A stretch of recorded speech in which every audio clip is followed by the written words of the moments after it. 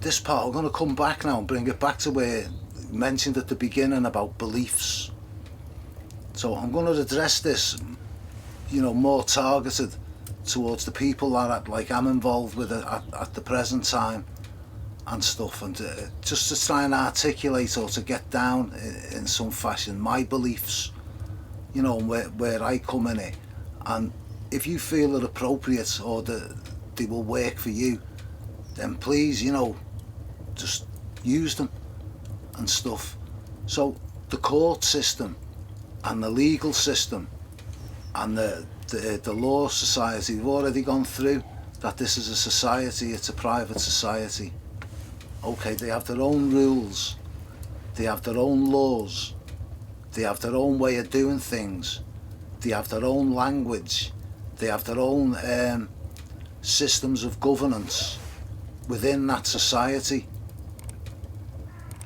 Now, for that society to thrive and to generate the billions and billions of pounds that it does on a daily basis from you and I, the most critical thing that this system must accomplish is that you must believe that it is legitimate, that you must believe that it has authority over you. These are the beliefs that you must hold. You must believe that these people have the right to come in and take everything you own, even your children, even your home, maybe put you in a dungeon, put you in irons. And they're the beliefs, that you subconsciously carry at the back of your mind, all the horrible possibilities, all the dark nooks and crannies, the fears and stuff, all run through your back of your subconscious and in your mind, and they create your beliefs. They're going to motivate the way you are going to respond and the way you're going to behave. And when you're in that state of all those things that can happen to you, you can only be in a state of fear. There's no other state that is really open to you. There's anxiety and stress, all of which are killers, all of which just destroy people's lives and the family situations and schooling situations. All of that's anxiety and fear. And when this society, the Boy Scouts, the legal society, come to impose its laws upon you and upon and make its demands of you and stuff, it's going to come down to what sort of a man or woman does that approach fall on. What beliefs does that man and woman who are receiving that envelope, what do they hold? Do they believe that this is legitimate?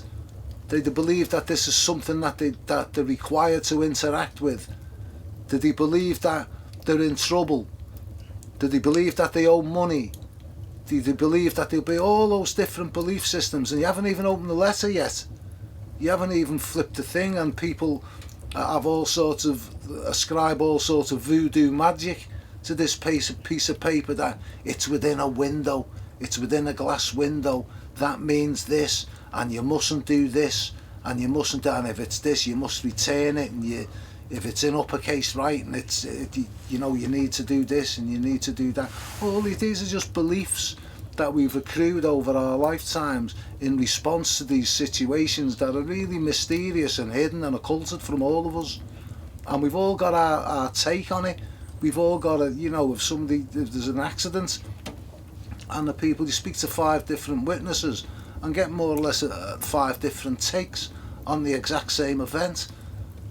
And we're in that situation, we're all looking at this nightmare, we're all experiencing this anxiety, we're all getting our money taken, we're getting our cars taken, we're getting levies put against us, and we're all looking at it through our own belief systems and our own perceptions of what's going on around us. And that's been a great asset to these secret societies. It's given them free rein, to perpetrate this theft and this extraction of the wealth and the sweat equity and the dignity of every man and woman who has got every inherent right to walk this planet with dignity and with decency and with rights that are instilled just by the fact that they've been placed there by the Creator. And these are rights. I'm going to ask you to please take this on board because it's critical. Because when you respond with all those different anxieties and fears, it's because you believe that you are under their jurisdiction, that something terrible is going to happen to you. And that's what your beliefs have reduced you to. And I'm just going to challenge your beliefs for a minute and just ask you to look at it from a slightly different angle. One that I believe will be helpful, will probably save the rainforests and save you an awful lot of time, effort and energy that you could be out with your children or your grandchildren rather than studying these private societies, decrees and I haven't got a clue what it says in the Boy Scouts manual or the Quaker Society books. I'm not part of the society. There's no law and no requirement written down anywhere that states that I have got to know what they know. There is no law written down or stated anywhere that says I must believe what they believe. That's just ridiculous. Everyone has the different beliefs, and this is the name of the game. We all must have a common belief that this jurisdiction and this tyranny is legitimate and lawful, but I do not believe that it is, and I claim that it isn't.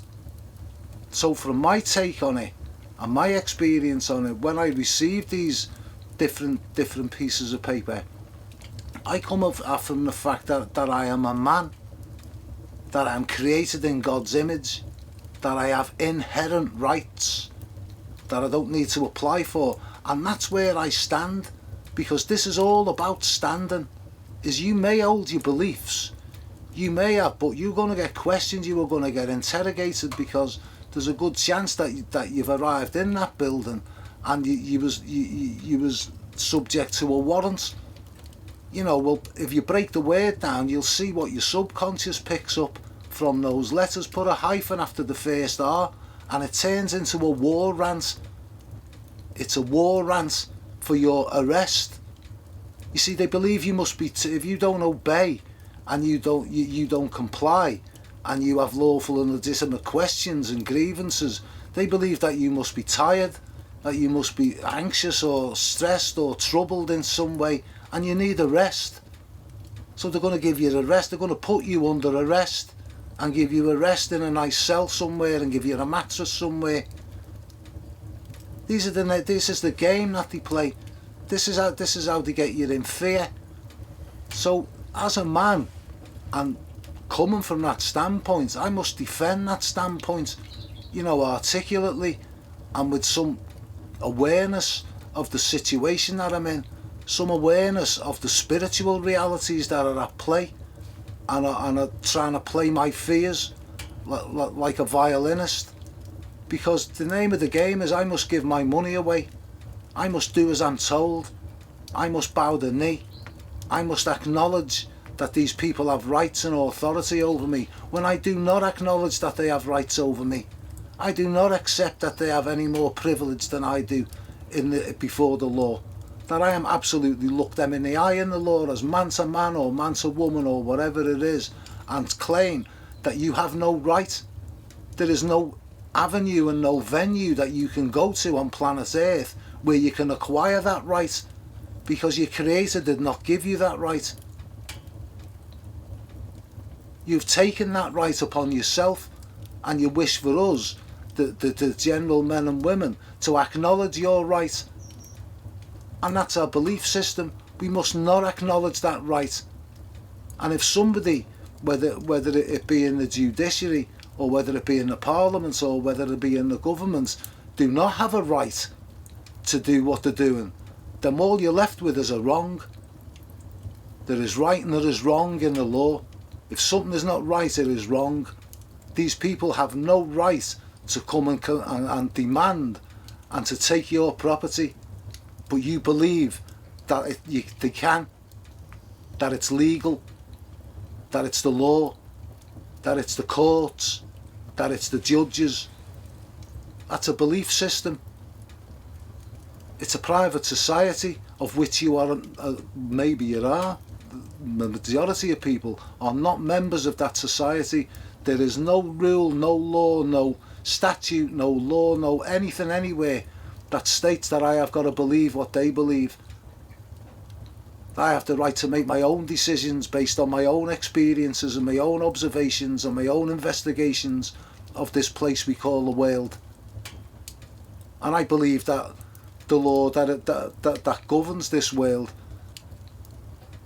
allows me freedom, affords me freedom, gives me freedom to act and prescribed in a prescribed manner by Almighty God, and that is to do no harm to no man, to never trespass on his property, to never do wrong, not to cause injury or grievance. It's to be a blessing and to be righteous and to try and uphold people, and above all else to be truthful and honest. That is the law. That's the fulfilment of the law. If we live by that law, could you use your imagination and imagine what an amazing place this would be that we lived in? But we don't. But we're going to have to come together around a common belief system and believe that we are what we are. We are created by Almighty God, and we are all sojourners here. We were all pilgrims here, like the book from years ago, The Pilgrim's Progress. Or we got the Catholic version from the Pope. That was called the Pilgrim Progress. It wasn't the same and didn't carry the same impact. But you get the idea. We're on a journey of discovery. And so here you are, you've got the letter. I brought one along with me, one of mine that came yesterday, and it was timely because I didn't realise, I hadn't made up how to speak on this topic. So you're going into a private society, into a system that's occulted, and you're unaware of it, and you're afraid, and you're anxious, and you're because of your belief system. So at this point, you're going to have to change your belief system. You're going to have to appreciate the fact that you are here to govern. That you're here, that you're put here by your Creator to be in charge.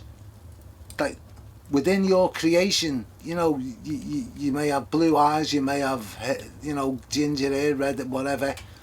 It's all programmed within you, within your DNA, to produce the colour of your hair, your height, your width, all of that stuff. But also inherent within that system, within your spirit, you have inherent rights from Almighty God. They're yours. You don't need to apply or anything for them, but you've got to acknowledge that they're there.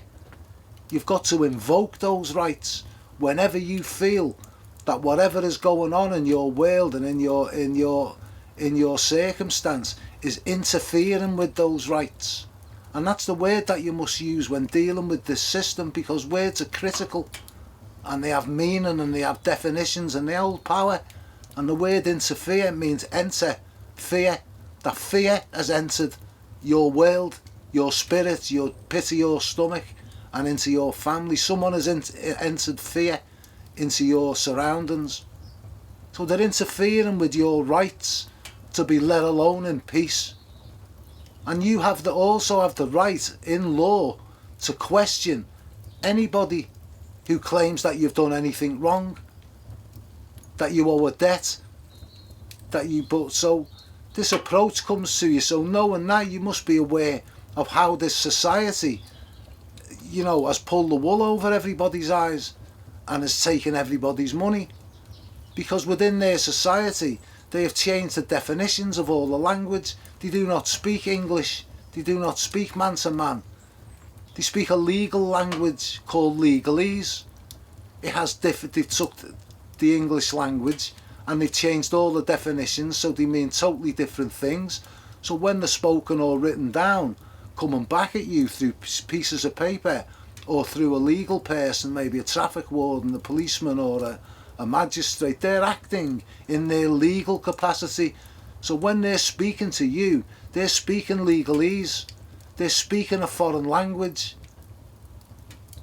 And with that comprehension, you must see these pieces of paper for what they are, that they are written in a different language.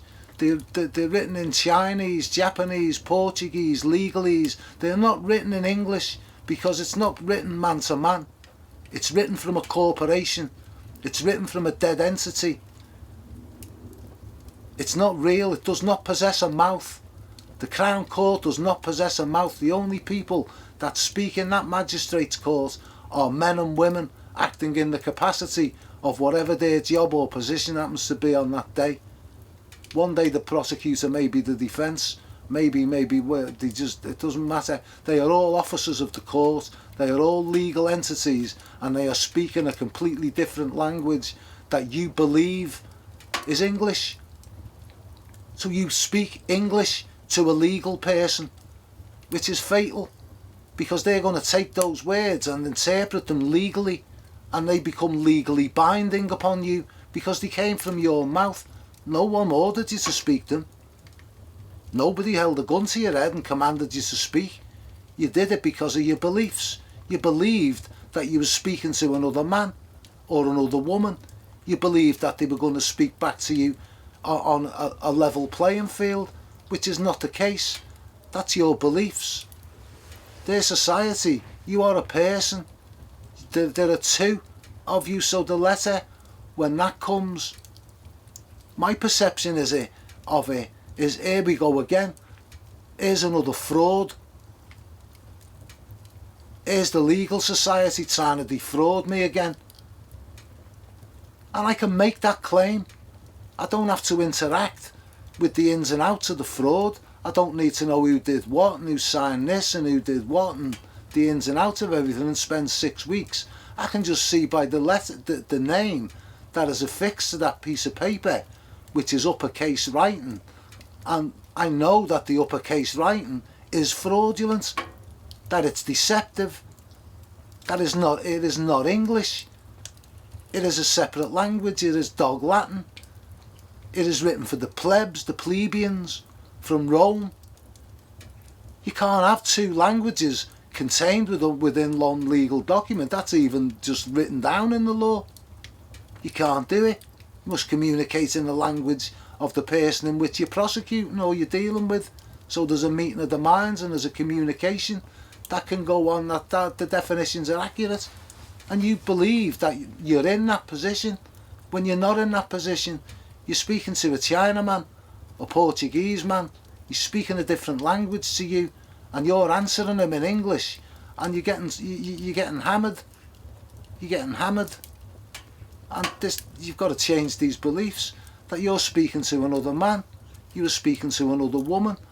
There's no requirement for me to engage with their society. Like there's no more requirement for me to engage in the Boy Scout society or the Quakers society. It is absolutely up to my discretion, and I must give my consent to interact with that society, and I withhold my consent.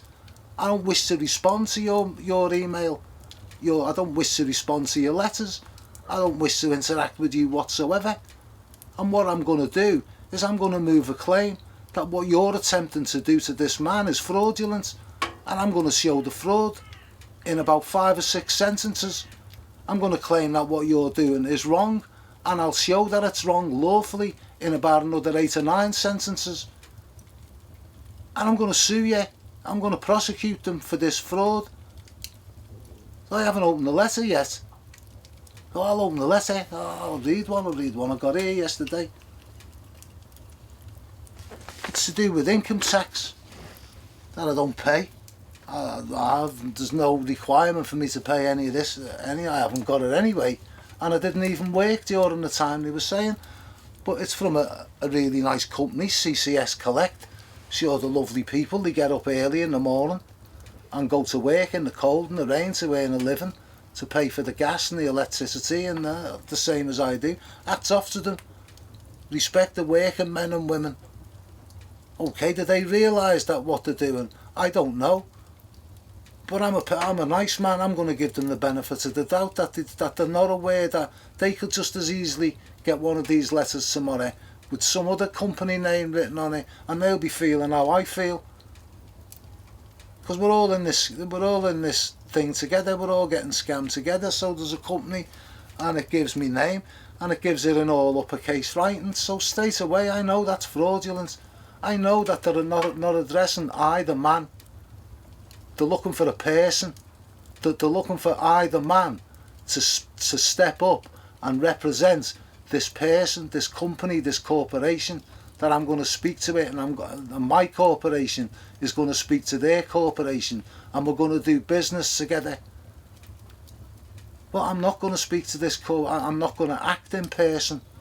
I'm not an actor. I can only be singular. I'm a man, and I'm going to move a claim, because if whatever is taking place here is a fraud, I don't even really need to go through the fraud. The uppercase name tells me that this is fraudulent.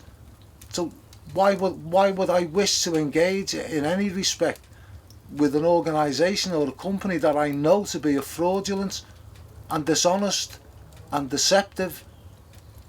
That would be foolishness on my part to interact with them, to ask them what they want, what have I done, how much do we owe them.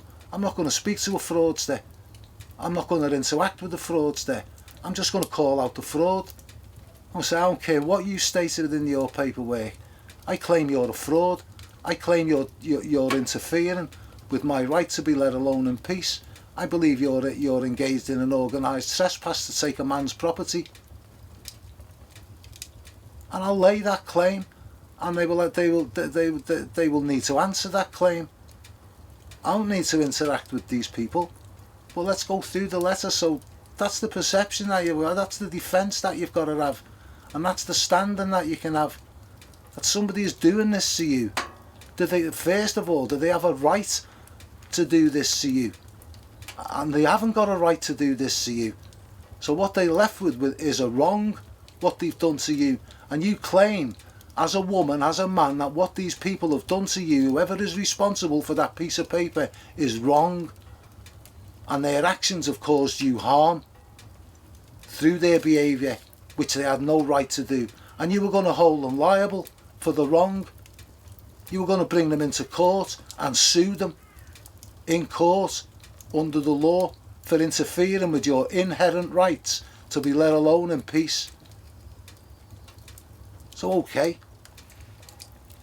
it comes on, the next part is in boxes. It's written in a grey box, and it says, due to HM Revenue and Customs.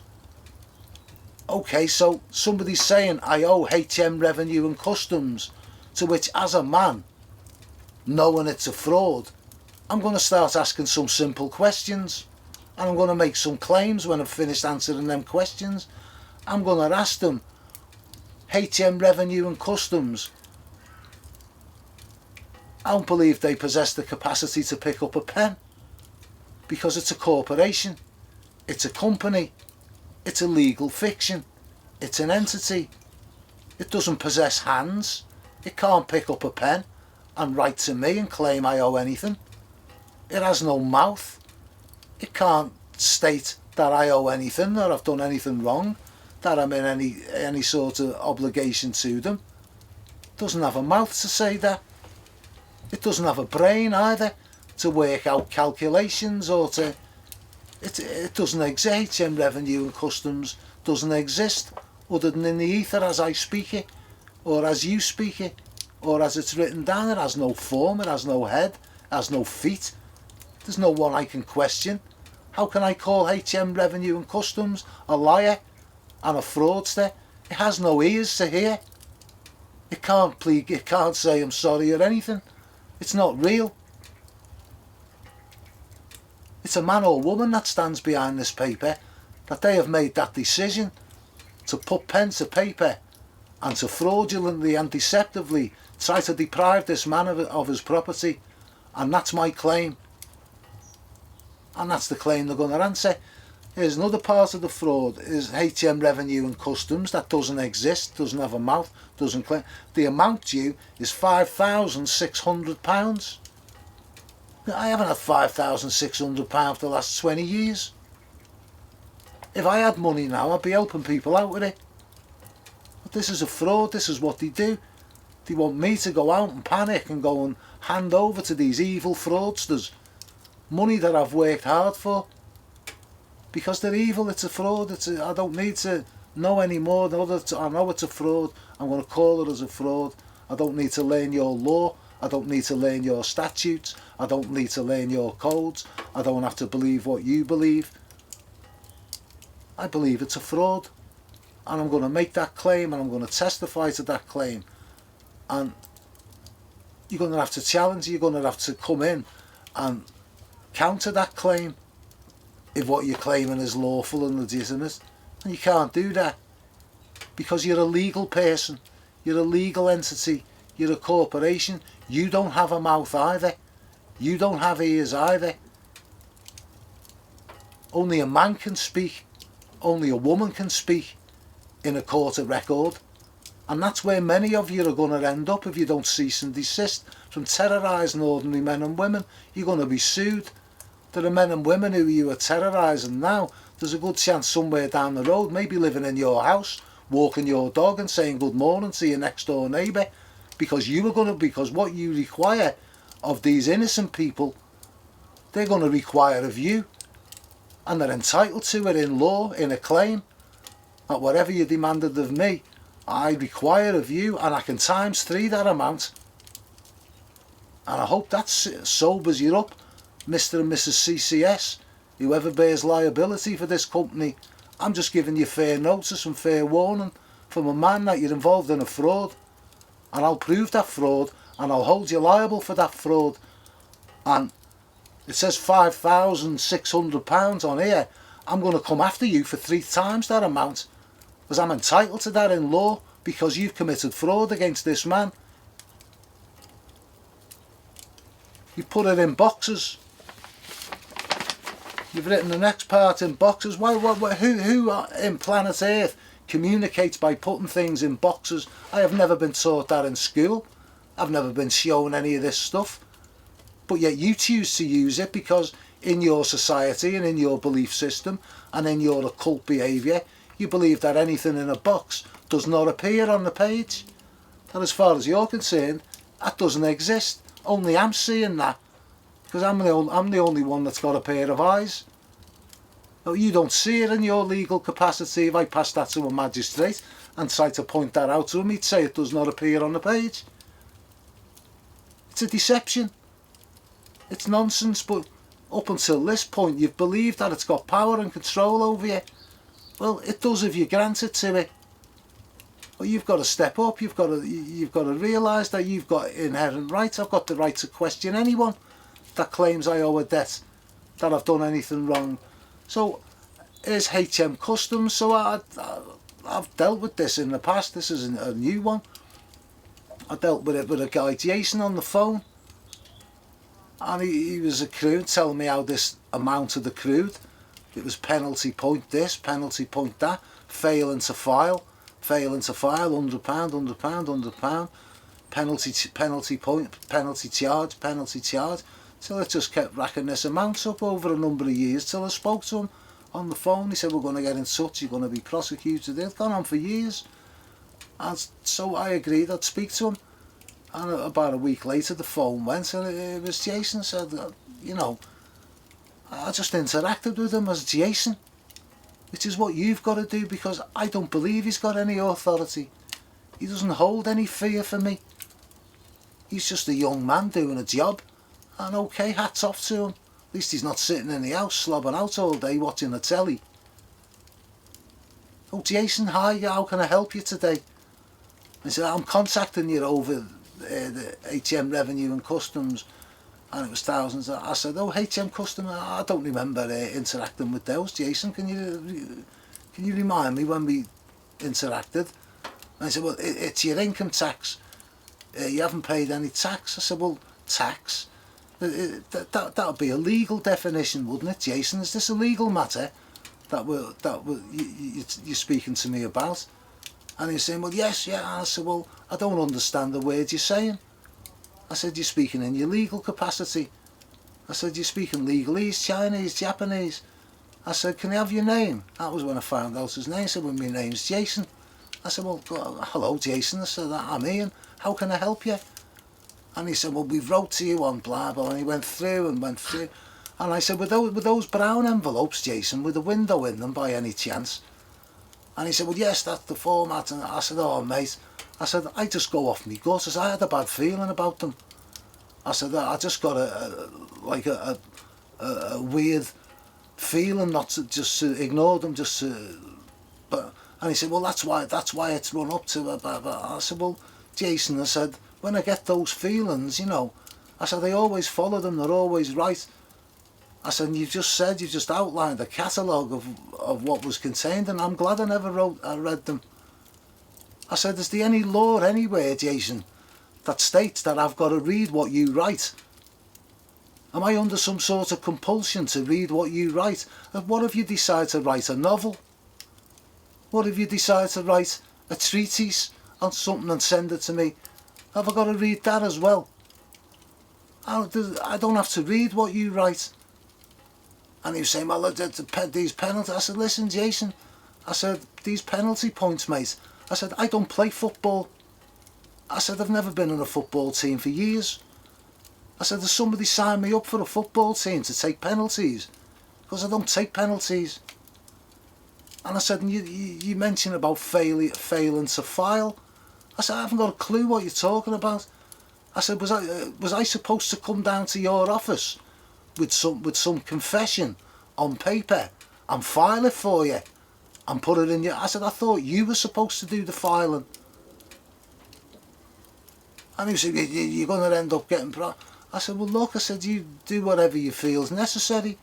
I said, as far as I'm concerned, I said, I've been courteous to you, and now I'm finished. Goodbye, Jason. And I haven't heard of them for 3 or 4 years until this. No, it's not 3 or 4, it's about 2.5 years until I got this morning, and the amount's dropped down £2,000. It's now 5,600, and it's in a box which does not appear on the page. So I'm reading it and oh my lord, it's £5,600, but they're not saying it. Doesn't appear on the page. It's a deception. It's a belief. And it says here, it's a lovely letter. Nice. Listen, it says, remember to pay your HM revenue and customs balance. I mean, what does that mean? What is that supposed to mean? To me, I've got to pay a balance. I haven't got a balance. HM revenue and customs. Well, let them send me a bill. Let them send me an invoice and sign it and claim that it's true, and show me where I owe any duty and obligation to pay this money over. Some contract, you know, something, you know, that's real, that is something to do with me other than a piece of paper. Because you're going to have to do better than that in court. Because this just won't wash, my friend. And it says here, remember to pay your HM revenue. Well, I hadn't remembered that, I'd forgotten. It doesn't exist to me. I'm looking for whoever's claiming I've done anything wrong. And it says, if you can, it is quick and easy to pay your balance via our portal. Oh, I've got to go through a portal. I've got to go through a black hole here. I've got to step into another dimension. I don't wish to enter a portal. I'm just stood on good old Blighty. And I'm claiming who claims I owe a debt. Who stands behind this piece of paper? Because HM Revenue and Customs never wrote it. It's got no hands. It's quick and easy. People do not even need to speak to us. You get that? It's quick and easy to pay pay out your balance via our portal. Most people don't even need to speak to us. There's no one there to speak to. I didn't owe Jason any money. I've never met Jason. I'm not in a contract with Jason. There's no duty or obligation for me to even acknowledge Jason or to say hello to Jason. Never mind giving me ins and outs of my life story. I don't even know the man. He has a belief system. He believes he has that right. Well, he doesn't. But I don't grant him that right. I invoke my rights, which supersede his duties and obligations to his job. He's just doing a job. He knows I don't owe any money. So why is he asking? Let HM Revenue and Customs open its mouth and speak. Because then I can call her a liar. So that's why this stuff comes in paper, and it's called an invoice, because it's got no mouth. It can only exist on paper. It's not real. It's a fantasy. But I've got to believe in the fantasy. I've got to acknowledge the fantasy. I've got to speak to the fantasy. I don't wish to.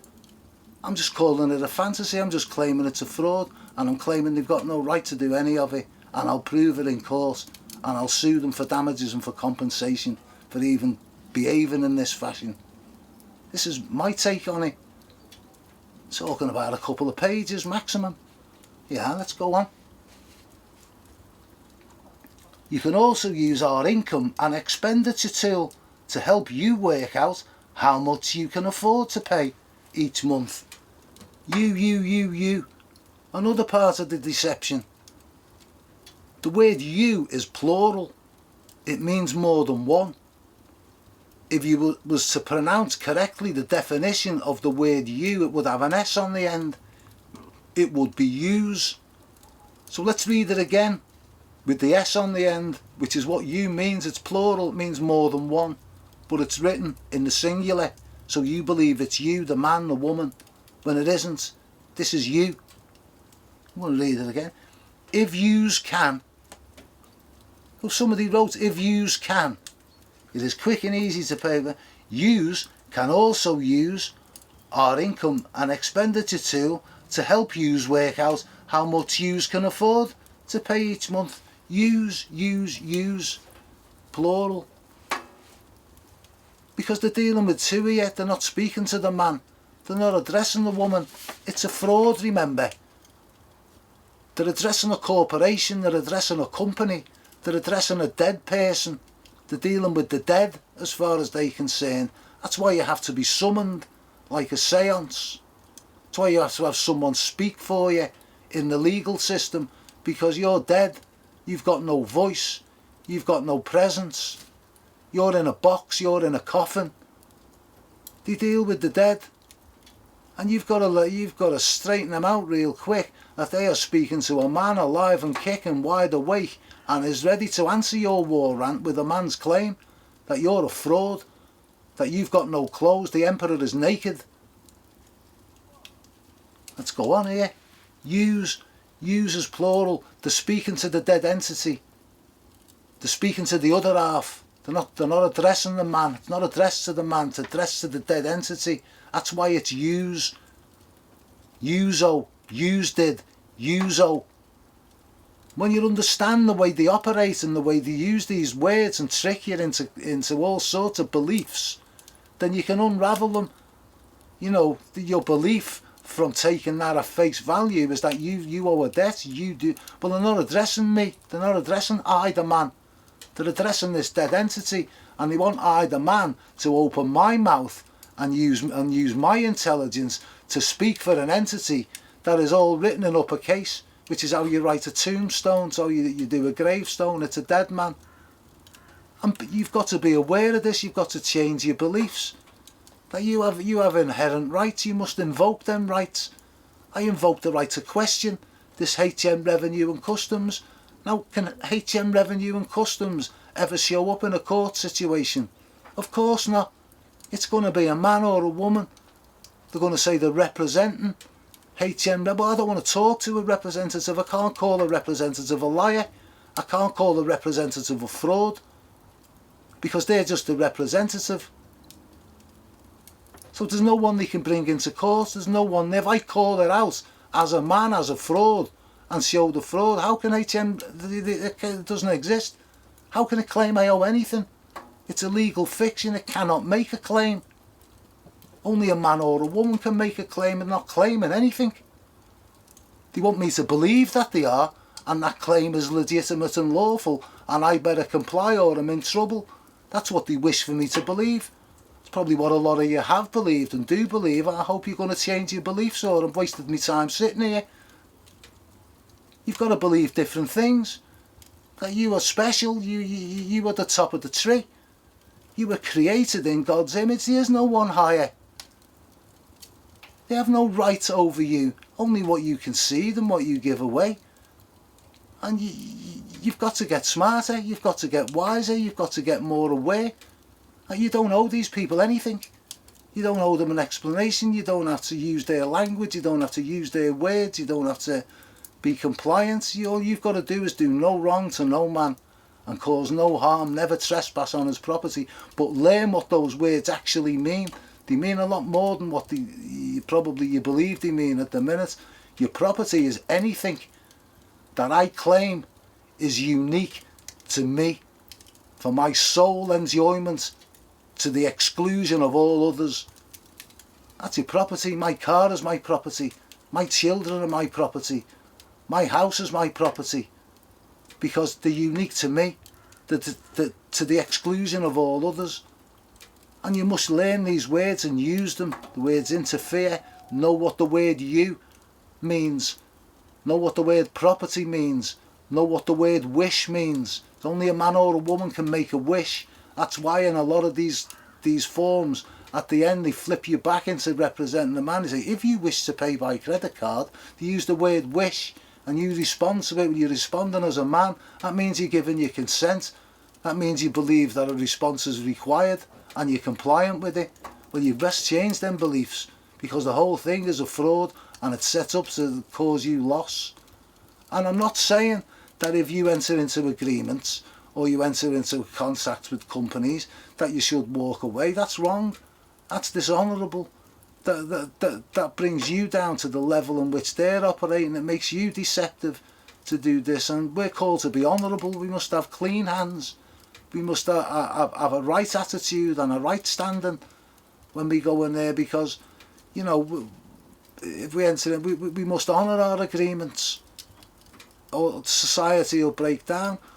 What I'm saying is when it comes to the point that honouring those agreements and complying with these obligations, and you're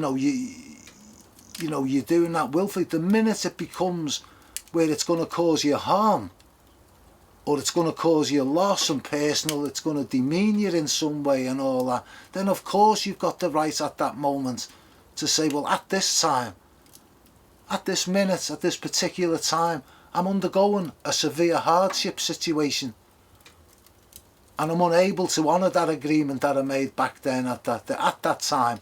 It was the right thing for me to do. It was a benefit for me to do back them years ago when I entered into that agreement. But at this time, it's causing me real harm. So the best I can do is £1 a month, £1 a week, that's if you want to cooperate, if you want to carry on in commerce and you want to keep in business operations with whoever these people are you're dealing with, then you're going to have to compromise. You're going to have to step down from your position and deal as a corporation or as a person, to do commerce with a corporation or a person. But the minute that it becomes harmful, then of course you're a man, you're a governor, you've got the immediate right to say, well, I do not wish to represent the corporation known as blah blah my name. I do not wish to act in person at this time, because to do so will cause me harm and will cause me loss. And you, Mr. Magistrate and Mr. Judge, like, you're a man, you're a woman, I'm a man, I'm not going to say I'm a woman, I'm a man, you're a man, you would never be your wish to cause your fellow man a loss or a harm here today.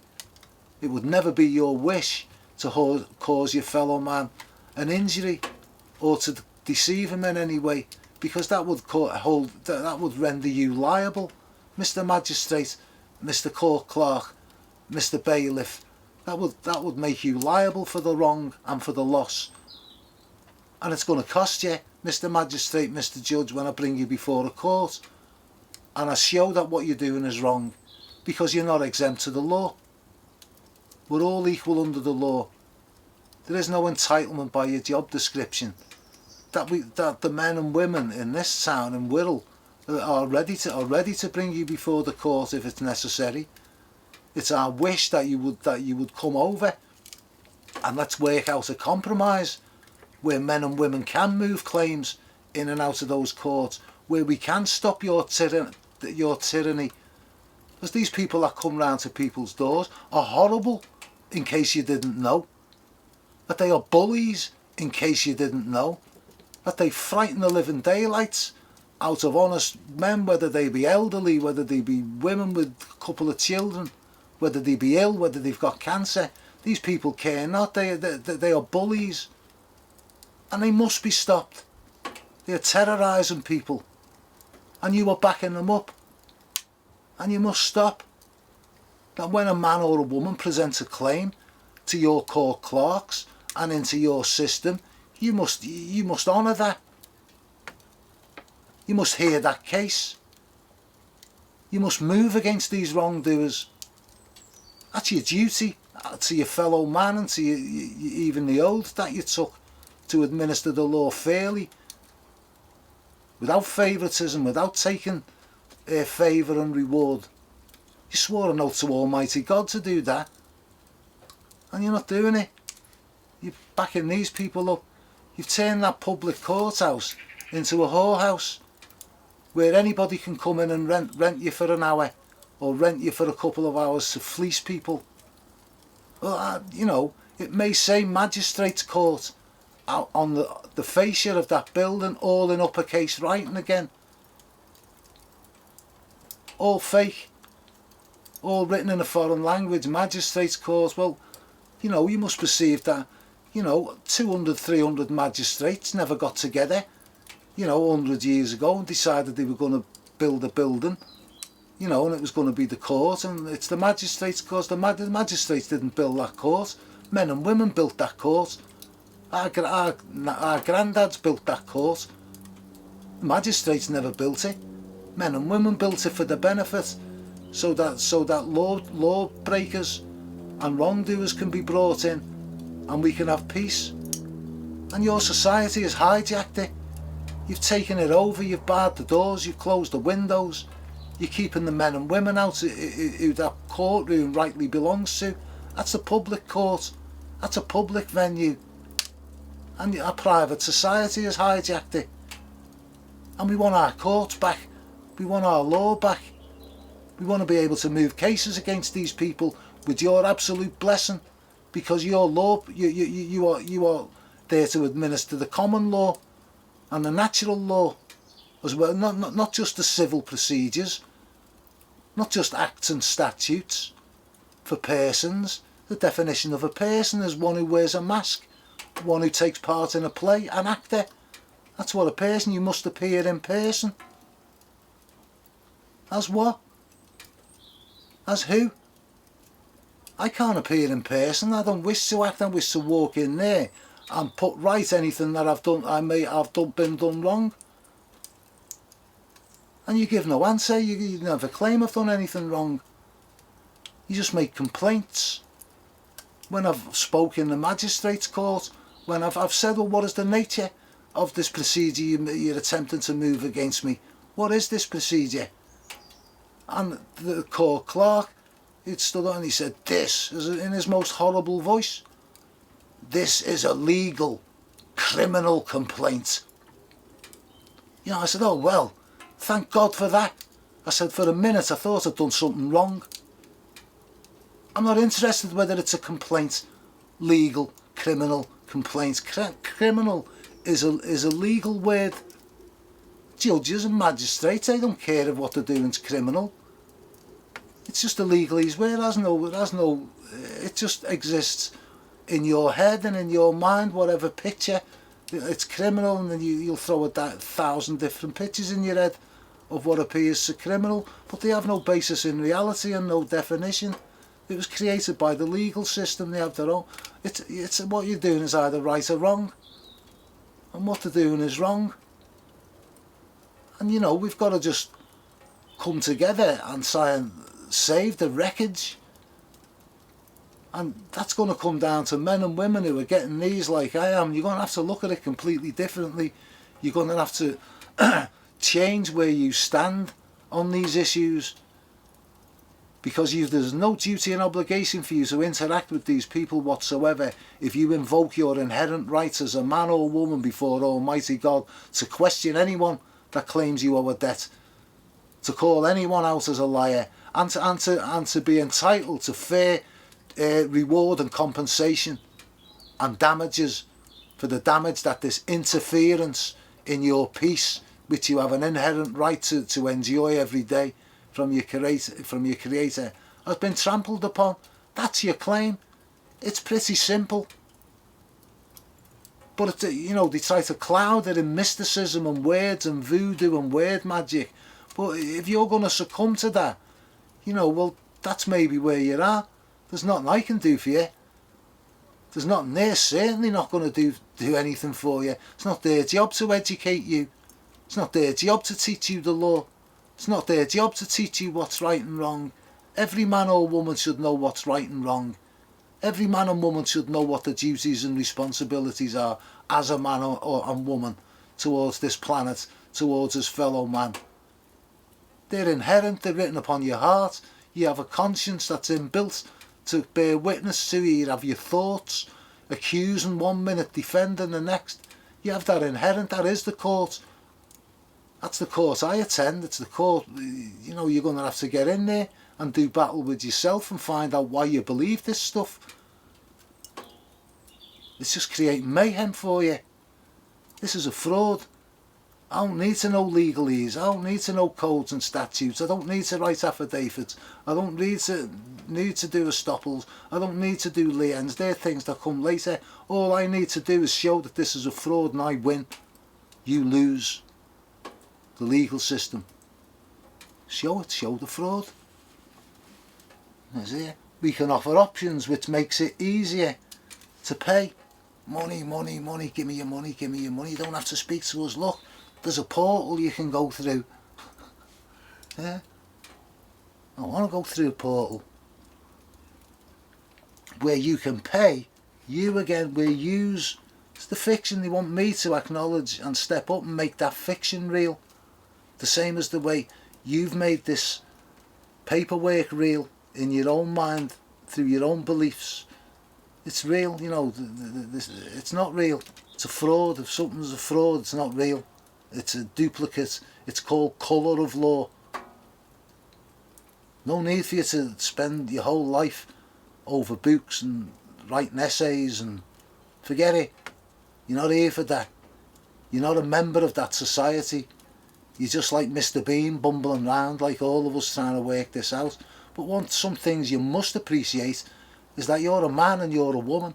You've got inherent rights and you better invoke them and you better learn them. When they say you've got the right to remain silent, I say, well, that's just one of them.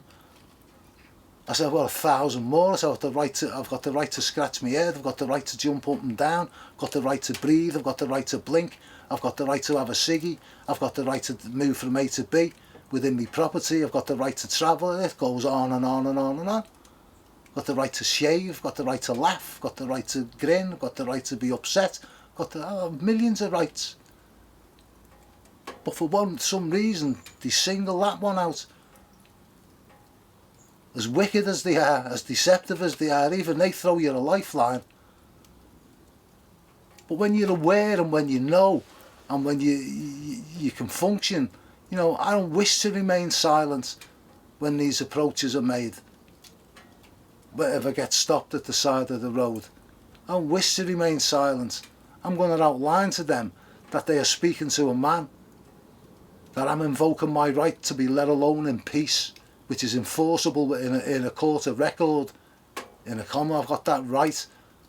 I've got the right to question anyone that claims I've done anything wrong. And you've got to appreciate that you're speaking to a legal person in his legal capacity. He cannot claim anything. Only a man can make a claim. What that man in the uniform can bring is a complaint.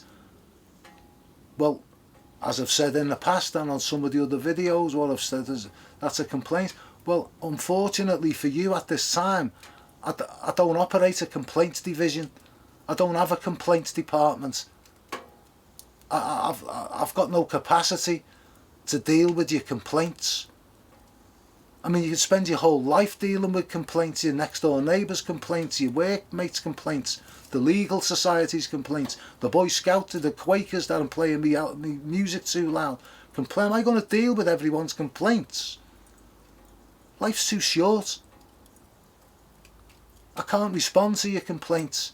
If you wish to bring me into your courts and you wish to move some case or whatever against me, you're going to have to prove that case. You're going to have to prove, because I'm going to lay a claim that I've done no wrong, that I owe you no debt. I owe nothing to you. That's what I believe. I don't know what you believe. You may believe you've got the right to do it. Well, you're going to have to prove that belief, because I'm going to claim you haven't. How are you going to do that? You've got no right. You've got no right.